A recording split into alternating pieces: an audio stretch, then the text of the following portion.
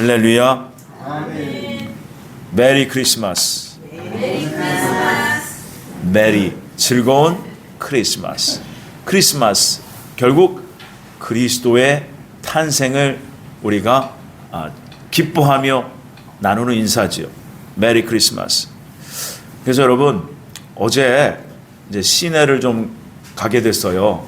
이제 오전서부터 이제 노숙자 노인들 그리고 밤늦게까지 이렇게 저렇게 돌아다니면서 만나고 물품을 나눠드리고 또 기도해드리고 그런 시간을 가졌습니다. 그런데요 가는 데만 용산역까지 이제 나가는데 1시간 30분이 걸렸어. 보통 때 같으면은 1시간 안쪽으로 갈 수 있는데 30분 이상이 더 걸리는 거야. 왜 그래요? 차들이 많아요. 무슨 차들이 그렇게 많이 다니는지, 무엇 때문에 그렇게 차들이 많이 다녔을까? 점심 때부터 저녁 늦게까지 막히더라고요. 다 어디 나가시는 것 같아요. 그지요? 왜요? 25일까지, 내일까지 다 연휴잖아요. 그러니까 계속해서 어디 가서 푹 쉬고, 그치요? 사실 즐기러 놀러 나가신 거죠. 여러분, 우리가 왜 살아야 되는지를 분명히 아셔야 돼요. 우리는 사실 하나님의 관점에서 우리는 이 인생을 즐기라고 우리에게 우리 인생을 주신 게 아닙니다. 여러분, 우리의 인생은 하나님 나라를 준비하라고 하나님이 주신 것인 줄 믿으시기 바랍니다. 여러분, 그 창조주 하나님께서, 그 전능자 하나님께서 육신으로 오셨어요. 그분이 바로 예수 그리스도십니다. 예수님만이 우리 인생의 빛이요 우리 인생의 소망이 되십니다. 그 예수님께서 죽음의 어둠을 밝게 비추는 천국의 빛이 되세요. 여러분, 우리가 기쁘고 정말 감사하게 주님의 날을 만나길 바랍니다. 그래서 빛으로 오신 예수님의 등장으로 그 예수님이 탄생한 그때에 그 예수님의 등장으로 말미암아 숨겨졌던 사람들의 마음이 드러납니다. 그래서 여러분, 빛의 목적이 뭐예요? 어둠을 밝히는 것이 빛의 목적이에요. 예수님이 천국의 빛으로 오셨어요. 그런데 그 예수님께서 오셨던 그 당시에 그 상황을 오늘 본문에서 설명해 주고 있는데요. 이 짧은 본문 안에 세 부류의 사람이 등장합니다. 세 종류의 사람이 등장합니다. 여러분, 역사는 동일하게 반복된다는 걸 여러분 아셔야 돼요. 그래서 그 예수님이 오셨을 때 그 세 부류의 사람들이 여전히 이 시대의 역사를 쭉 이어오고 있다는 걸 여러분 아셔야 됩니다. 그래서 여러분, 사람들의 본마음, 본질들이 드러나기 시작하는데요. 여러분, 바람이 불자 겉으로 봐서는 몰랐던 쭉정이들이 바람에 날리기 시작하는 겁니다. 그래서 예수님께서 공생애를 시작하시기 전에 그 요단강에 가서 세례 요한에게 세례를 받으시잖아요. 그때 주님이 오신 목적을 세례 요한이 선포합니다. 뭐하러 오셨다고요? 알곡과 쭉정이를 가르러 오셨다는 거예요. 겉으로 봐서는 모릅니다. 겉으로 봐서는 몰라요. 그래서 바람을 일으켜 봐야 돼요. 그지요? 결국 그 바람이 뭐예요? 스가랴서 6장에도 나와요. 계시록 6장에도 나오고요. 그치요? 그 바람인데 어떤 바람이에요? 환란의 바람이라는 거예요. 환란의 바람이 불어봐야 알곡인지 쭉정인지 가를 수가 있다는 거예요. 그래서 여러분, 누가복음 2장 35절에 주님이 오시면 어떠한 일이 일어나느냐 사람들 가운데 이렇게 말씀하셨어요. 함께 읽어주시면 감사합니다. 시작. 또 칼이 내 마음을 찌르듯 하리니 이는 여러 사람의 마음의 생각을 드러내려 함이니라 하더라. 우리는 속 마음이 있어요. 여러분, 우리의 인생은요, 우리 껍데기로 사는 게 아닙니다. 우리의 속 사람으로 사는 거예요. 우리의 생각, 우리의 가치관, 우리의 이념, 우리의 사상 가지고 사는 거예요. 내가 어떤 이념, 어떤 가치관, 어떤 사상을 가지고 사느냐.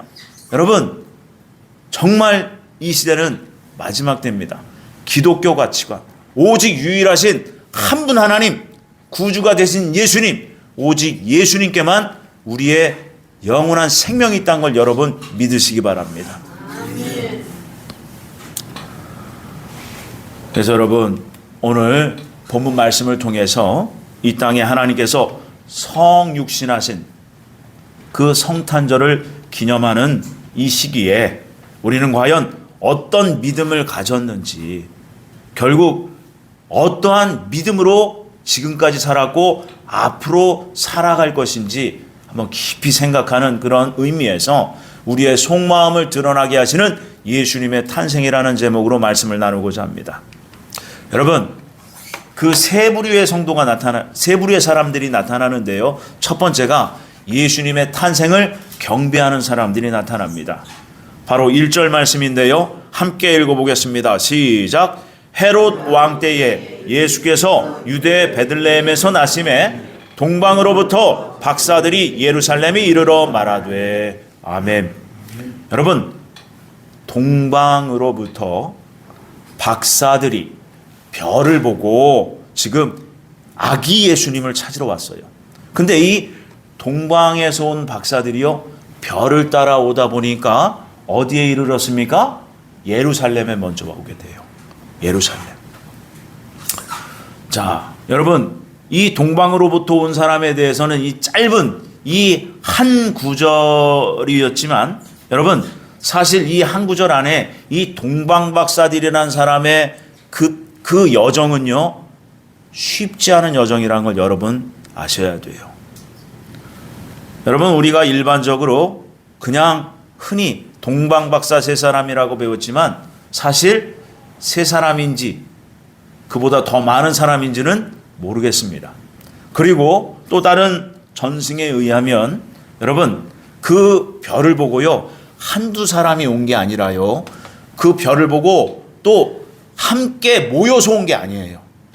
여기저기에서 이방에서 왔다는 걸 여러분 아셔야 돼요. 그래서 이 동방이 정확히 어디냐? 바로 페르시아, 바사 지역과 바벨론 지역입니다. 그쪽에서 왔는데 예루살렘까지 거리가 몇 킬로냐? 자그마치 900km예요. 900km를 걸어서 왔어요.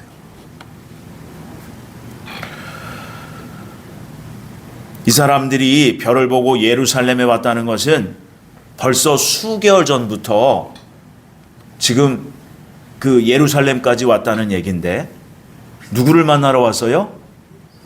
아기 예수님. 근데 이분의 이름, 그 아기의 이름은 몰랐어요, 이 사람들은. 근데 이 사람들이 누구냐? 바로 그 별을 가지고 예언하는 점성술사들이었습니다. 점쟁이들이었어요, 여러분. 하나님을 믿는 사람들이 아니었습니다. 근데 이 사람들이 별을 관측하고 별을 통해서 예언하는 그러한 점성술사들이었는데 메시아의 별을 발견한 거예요. 모든 세상을 구원할 메시아가 탄생했다는 그 증거를 별을 통해서 보고, 그 별을 보면 그 별이 그 지시하는 방향으로 계속해서 수개월간 여행을 한 겁니다. 메시아의 별을 발견하자 각자가 있는 곳에서, 여러분, 여기서 중요한 게 자신들의 삶을 다 내려놓고 그 구원자가 탄생한 그 구원자를 목격하려고 이들이 수개월간 여행을 했다는 거예요. 근데 여러분, 그 바벨론과 그 페르시아에서 그 예루살렘까지 오려면요, 어디를 건너와야 되느냐?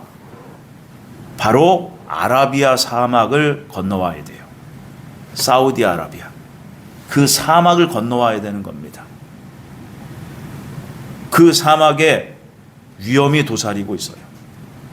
그런데 그 구원자, 그 탄생을 한번 보려고, 그 구원자에게 경배 드리려고 이들이 왔다는 거예요. 여러분, 이분들의 이 열심과 이 열정을 보면서 우리는 경배 드린다는 의미를 다시 한번 우리가 생각해 봐야 돼요. 우리도 이 자리에 한 분이시요 오직 우리의 구원주가 되시요 우리의 영원한 생명을 주실 그 삼일체 하나님을 경배 드리러 이 자리에 온 거예요. 여러분, 매일매일이 하나님 앞에 경배 드리는 날이 되기를 바랍니다. 여러분, 이 사람들을 성경에선 박사라고 기록하고 있어요. 많이 공부해서 박사가 아닙니다. 이들의 종교는요, 조로아스터교라는 그 종교를 가진 사람들이에요. 그래서 이 사람들이 박사라고 성경에 기록되고 있지만 조로아스터교의 제사장급들이에요. 네. 이방인들이었고 이방신을 믿는 자들이었다는 거예요. 그런 낯선 외국인들이, 낯선 종교의 사람들이 유대인의 왕을 경배하러 왔던 겁니다. 놀라운 일이 아닙니다. 놀라운 일이 아닐 수가 없어요. 그래서 지금 이 사람들이 예루살렘에 들어와서, 낯선 외국인들이 들어와서 그 구원주를 우리가 만나러 왔다 소문을 낸 거예요. 그래서 누구까지 만나게 돼요? 당시의 왕 헤롯 왕까지 만나게 됩니다. 그래서 그 헤롯 왕은 그 사람들을 보면서, 야, 이거 진짜구나, 이게 진짜 일어났구나 라는 생각을 할 수밖에 없었지요. 헤롯은 정말 믿었던 겁니다. 그래서 이 동방박사들이 목숨을 걸고 왔다는 것에 대해서 헤롯은 감히 떨리고 사실 속으로 두려웠던 거예요. 왜요? 왕이기 때문에, 왕이 나셨기 때문에 그런 겁니다. 여러분, 이 동방박사들은요, 유대인들이 봤을 때는 쭉정이와 같은 이방인들이었어요. 그런데 이방인들 중에서도 이방 신을 섬기는 자들이었는데, 진짜 왕이 나셨다, 진짜 왕을 경배하러 왔다 라고 얘기한 겁니다. 이 동방박사들, 이 조로아스터교의 이 제사장급의 점성술사들, 이들의 그 주님, 그 구주가 나신 그 목격을, 그 증거 현장을 목격하고 직접 보면서 이들의 인생은 온통 바뀌게 되죠. 여러분, 우리가 어떤 예배자인지를 여러분, 우리가 스스로 자문자답하기를 바랍니다. 여러분, 오늘 새벽에 잠이 깨면서 누운 자리에서 그대로 기도하게 됐어요. 기도를 시작했습니다. 말씀 구절이 여기저기 떠올리게 되면서 이 연상이 되는 거예요. 많은 목사님들이 계시고 많은 성도님들이 계세요. 성도님들이. 그런데요, 점점 숫자가 적어져요. 숫자가 적어집니다. 가면 갈수록 숫자가 적어져요. 진짜 그리스도인들, 진짜 주의 종들 적어진다는 거예요. 여러분, 많이 모이는 것 같지요? 여러분, 아닙니다. 여러분, 제가 어제도 다니면서 길거리에서 울리는 캐롤을 들어봤어요. 내용은 구주가 나셨다, 기쁘다, 즐겁다, 행복하다, 이런 내용이에요.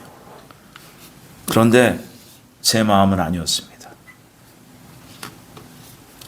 여러분, 과연 하나님이 기뻐하실까? 우리의 모습을 보며 기뻐하실까? 정말 예수님이 누구신지를 안다면 저 사람들이 저렇게 경박스럽게 저럴 수 있을까? 그런 생각을 해봤습니다. 여러분, 우리 인생은요, 한 번뿐입니다. 여러분, 우리의 인생에 예배도 사실 한 번이에요. 두 번이 아니에요. 우리 인생 지금 이 시간에 이 예배는요, 한 번이에요. 두 번이 아니라고요. 여러분, 우리가 한 번의 예배를 드릴 때마다 지금 이 땅에서 드리는 내 인생의 마지막 남은 한 번의 예배인 것처럼 마음과 뜻과 정성을 다해서 그렇게 예배를 드리시는 저와 여러분들이 되기를 바랍니다. 아멘. 두 번째로요, 예수님의 탄생을 거부했던 사람들이 있었어요. 자, 그 동방에서 온 그 박사들은요, 유대인들이 봤을 땐 무명이었습니다. 이방인들이었고 이방 신을 섬기는 사람들이었어요. 그런데 그 사람들이 유대인의 왕을 경배하러 온 거예요. 이때에 그 예수님을 완강하게 거부했던 인물이 있었어요. 누구예요? 바로 헤롯 왕이에요.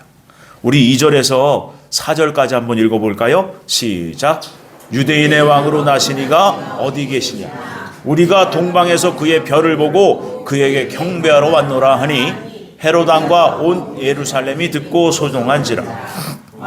모든 대제사장과 백성의 서기관들을 모아 그리스도가 어디서 나겠느냐 물으니. 아멘. 여러분, 3절에 보니까 헤롯 왕과 온 예루살렘이 듣고 소동했대요.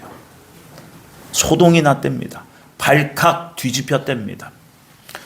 박사들처럼 예배하기 위해서, 그 구주가 나신 것을 경배하기 위해서 소동이 난 게 아니라 받아들일 수 없는 대상이 나타난 거예요. 헤롯 왕 중심으로 그 호의호식했던, 당시에 권력을 가졌던 그 사람들, 난리가 난 겁니다. 박사들이 2절에 뭐라고 질문해요? 유대인의 왕으로 나시니가 어디 계십니까? 이렇게 물어요. 4절에는 헤롯은 대제사장과 서기관들에게 그리스도가 어디서 나겠느냐라고 묻습니다. 그리스도가 어디서 나느냐 묻는 거예요. 근데 여긴 왕자가 빠져 있어. 그죠?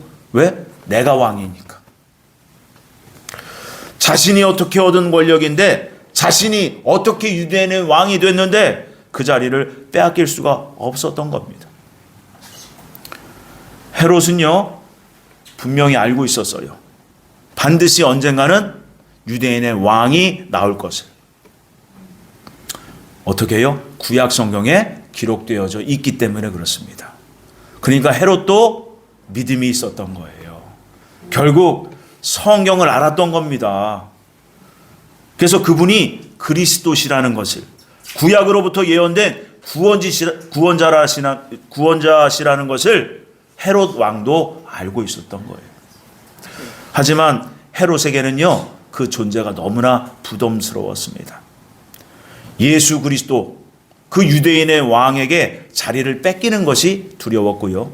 또 그가 왕이 된다면 그로부터 통치를 받는다, 다스림을 받는다는 것이 싫었던 겁니다.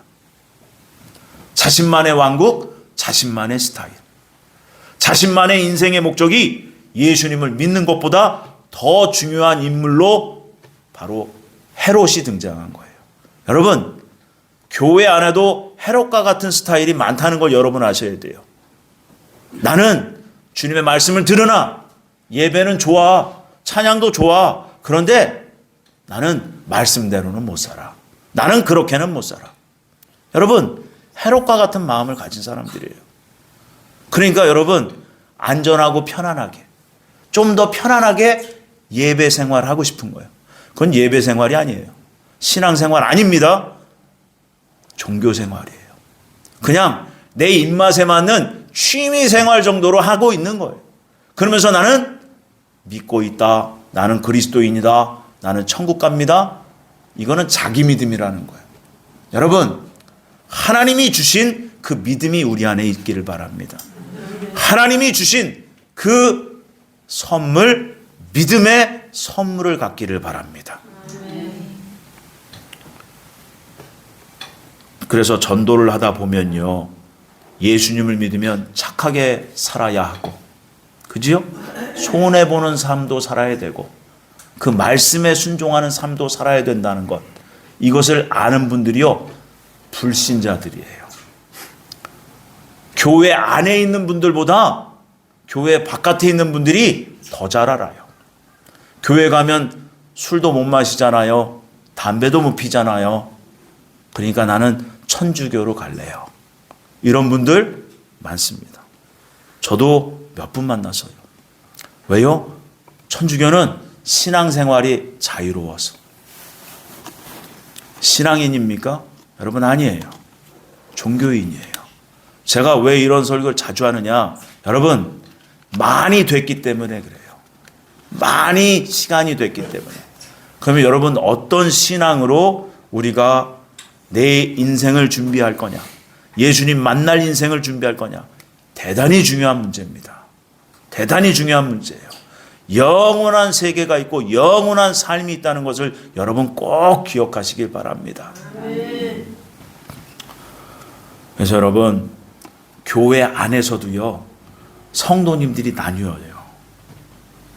그렇게 광신자처럼 믿는 거 아니야. 종교는 적당히 믿어야 돼. 너무 깊이 들어가면 안 돼. 서로 불편하지 않는 선에서 믿는 게 좋아. 그게 덕이야. 그게 은혜야. 여러분, 아니에요. 여러분, 교회에 와서 많이 이렇게 참견하시는 분들 계시잖아요. 근데 그런 분들의 특징을 보시면요, 매일매일 교회에 오시는 분들이에요. 사실 가끔 오시는 분들은 말 안 해. 왜? 좋은 게 좋은 거니까. 그지요? 관심이 있으니까 한마디라도 더 하시는 거예요. 근데 그 한마디를 하실 때 성경적으로 예수님이 가르쳐 주신 대로 덕스럽게 해야 된다는 거예요. 은혜를 끼칠 수 있게. 아멘이십니까? 그래서 여러분, 진짜 신앙인이 되시길 바랍니다. 진짜 신앙인이 되시길 바랍니다. 1월 2일 날 어느 조그마한 선교회가 있어요. 어느 큰 교단에 조그마한 선교회를 목사님들이 만드셨는데, 거기에 가서 한 달 전에 초청을 받아서 가서 말씀을 전했어요. 제가 그분들을 2번, 3번 볼 수 있을까? 이런 마음으로 성령께서 감동 주시는 대로 실컷 했습니다. 거기서 저도 모르게 이 마지막 때는 많은 주의 종들이 지옥 갈 겁니다. 또 얘기를 한 거예요. 그래도 거기 모인 분들이 기도를 참 많이 하시는 분들이었어요. 네, 은혜가 넘쳤습니다. 회개가 터졌어요. 네, 그래서 안 부를 줄 알았어. 근데 1월 2일 날 또 불렀어. 신년 집회를 합시다. 목사님, 여러분, 지금 하나님께서는 깨우고 계세요. 깨어날 수 있도록 주님은 계속해서 깨우고 계십니다. 그래서 여러분, 들을 귀가 있어야 돼요. 그래서 우리가 적당한 신앙생활, 주님이 이제는 용납하지 않으세요. 그래서 성경의 마지막 부분, 여러분, 계시록 3장에 보면 네가 뜨겁든지 차갑든지 둘 중에 하나만 해라. 뜨뜻미지근하면 어떻게 된다? 내 입에서 토하여 내치리라. 주님의 말씀이에요. 여러분, 열심히 신앙생활하고요, 여러분들의 삶에서도요, 열심히 성실하게 일하시기 바랍니다. 그러면요, 주님께서 우리의 마음의 중심을 보시고 열매 맺는 삶을 살도록 도와주십니다.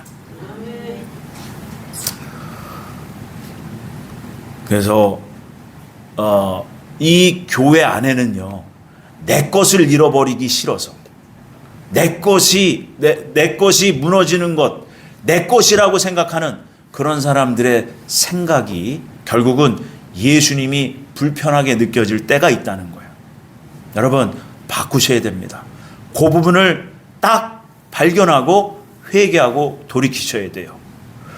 또한 교회 안에 예수님의 탄생에 대해서 관심이 없는 사람들이 있었어요.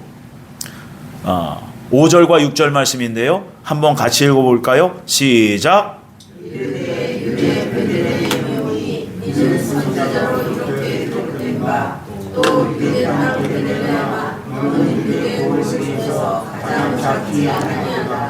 내게서 한 다스리는 자가 나와서 내 백성 이스라엘의 목자가 되리라 하였음이니이다. 아멘. 여러분, 이 사람들이 누구예요? 대제사장 그리고 서기관들, 당시의 종교 지도자들이었어요. 이 사람들은 너무나 성경을 잘 아는 사람들이었습니다. 바로 미가 선지자가 예언한 그 말씀을 암송하고 있었던 거예요. 바로 이 말씀입니다. 한번 같이 읽어볼까요? 시작. 베들레헴 에브라다야, 너는 유다 족속 중에 작을지라도 그 이스라엘을 다스릴 자가 내게서 나게로 나올 것이라. 그의 근본은 상고의 영혼에 있느니라. 그러므로 여인이 해산하기까지 그들을 붙여주시겠고 그 후에는 그의 형제 가운데 남은 자가 이스라엘 자손에게 돌아오리. 아멘. 여러분, 미가 선지자가요, 자그마치 500여 년 전에 이미 예언한 말씀이에요. 하나님께서 미가 선지자를 통해서 이미 다 가르쳐 주셨다고요. 구주가 나실 것을 말입니다. 어디에서? 베들레헴에서. 그러니까 동방박사가 예루살렘으로 와가지고 구주를 찾으니까, 유대인의 왕을 찾으니까 베들레헴이다 이렇게 가르쳐 준 거예요. 이해되시죠? 알고 있었어요? 모르고 있었어요? 알고 있었다는 거예요. 근데 이 사람들이 누구라고요? 대제사장 그리고 서기관들이었어요. 말씀을 너무나 잘 아는 사람들이었습니다. 그런데 이 사람들은 그 유대인이 왕에 났다는데도 불구하고 뭐예요? 베들레헴으로 한 발자국도 움직이지 않습니다. 여러분, 이 사람들의 외모는요, 경건함으로 충만했어요. 그들의 내면은 그런데 텅 비어 있었습니다. 지난주 수요일 날 어느 기업에 가서 예배를 드리게 됐습니다. 그래서 예배를 마치고 식사를 하고 이제 나오는데 사람들이 참 많았어요. 나오는데 그 식당 주인께서 저분은 목사님 같아요. 여러분, 껍데기만 보고 속으시면 안 돼요. 속 알맹이가 알차야 된다는 거예요. 하나님은 마음의 중심을 보신다. 우리의 속을 들여다보십니다. 열심히 주님 앞에 전부를 내어드리면서 여러분 진짜 신앙인이 되길 바랍니다. 겉과 속이 똑같은 신앙인이 되길 바랍니다. 그래서 여러분, 예수님 당시에도 껍데기만 그럴듯한 사람들이 있었다는 거예요. 그들이 바로 제사장들과 서기관들이었어요. 오늘 말씀에 자세히 보시면요, 4절에 이렇습니다. 모든 대제사장과 이렇게 기록하고 있어요. 여러분, 이스라엘 땅에는요, 그 제사장들이 있는데 그 해마다 대제사장은 한 명이에요, 두 명이에요? 오직 한 명이어야 돼. 근데 이때 당시에 대제사장들이었어요. 한 명이 아니었습니다. 2명 이상이었다는 거예요. 자, 왜 이런 일이 있었느냐? 이 제사장들이요, 자신들의 유익을 위해서 권력을 나눠 먹은 겁니다. 그리고 이스라엘 백성들에게는 어떻게 했느냐? 로마 정부에서 그렇게 만들었어 라고 핑계를 댑니다. 타락한 거죠. 여러분, 역사는 계속해서 동일한 패턴으로 반복된다는 걸 여러분 아셔야 돼요. 특히 교회 시대 마지막 은혜 시대가 끝나갈 즈음에는요, 교회가 냉랭해집니다. 그리스도인들이요, 신앙이 차가워지고요, 무뎌지고 메말라집니다. 그때 종교 지도자들은요, 세상의 권력, 세상의 부를 추구하게 돼 있어요. 예수님 당시에도 그랬다는 거예요. 그래서 여러분, 이 시대를 잘 분별하셔야 돼요. 결국 하나님 중심인 신본주의가 아니라 자기들끼리, 친한 사람들끼리 좋은 게 좋다는 식의 인본주의 종교로 전락해버린 그러한 유대인들, 종교 지도자들의 모습이에요. 이 시대도 똑같다는 거예요. 더하면 더했지 덜하진 않는다는 겁니다. 그래서 이 사람들의 머리에는요, 성경 지식으로 가득 차 있었어요. 그런데 결국 이 사람들이 나중에 예수님이 공생애를 시작하시고 그 예루살렘에서 천국 복음을 전하실 때에 결국 이 사람들이 주동해서 예수님을 죽이는 사람들이 됩니다. 여러분, 하나님 말씀은 지식이 아닙니다. 하나님 말씀은 살아있어요. 하나님 말씀이 우리를 살릴 수도 있고 우리를 죽일 수도 있는 거예요. 그 생명의 말씀을 여러분 사랑하시길 바랍니다. 그래서 요한복음에 보면 그 하나님께서 그 태초에 말씀과 함께 계셨고 그 말씀이 무엇으로 오셨다? 육신으로 오셨다. 그분이 누구다? 예수 그리스도시다. 여러분, 예수님이 잘 안 믿어지십니까? 여러분, 고백하세요. 예수님, 제가 잘 안 믿어지네요.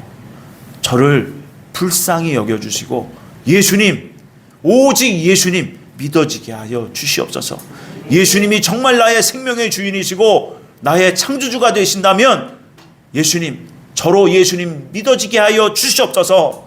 이렇게 기도하셔야 돼요. 말씀을 정리하겠습니다. 여러분, 예수님 등장을 통해서 세 부류의 사람들이 나타났어요. 첫 번째가 뭐예요?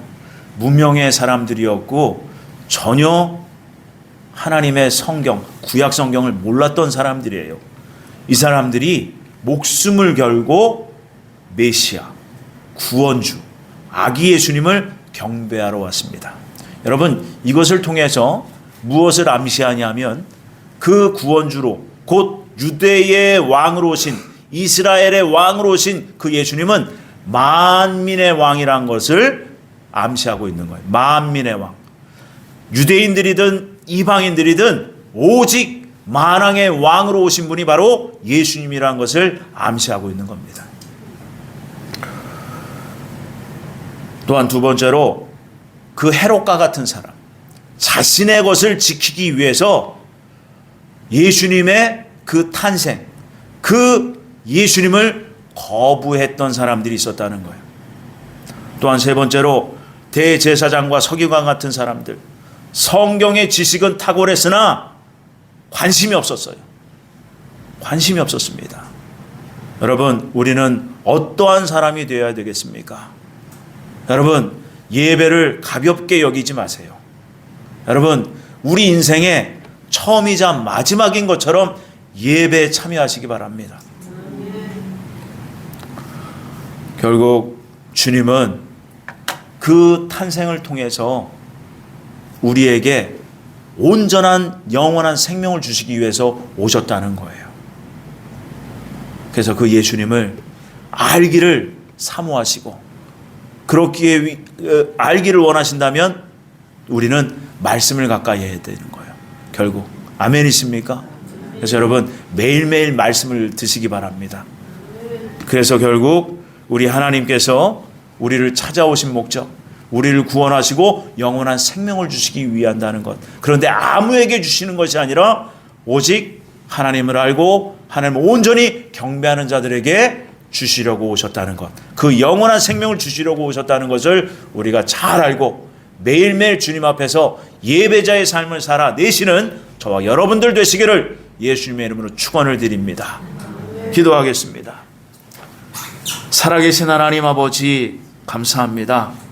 우리가 형식적인 신앙인으로, 형식적인 종교인으로 전락하지 않을 수 있도록 우리 주의 성령께서 날마다 우리 안을, 우리의 내면을, 우리의 속마음을 때려주시고 채찍질해 주셔서 깨어나는 그렇게 살아있는 예배자가 되어지기를 원합니다. 주여 저희를 도와주셔서 하나님의 약속인 영원한 생명을 받고 그 약속이 더욱더 소망이 되어서 아버지는 하루하루 기쁨과 감사함으로 진정한 하나님이 기뻐하시는 예배자의 삶을 살아내는 저희 모두가 될 수 있도록 은총을 베풀어 주시옵소서. 감사하고 예수님의 이름으로 기도 올렸습니다. 아멘.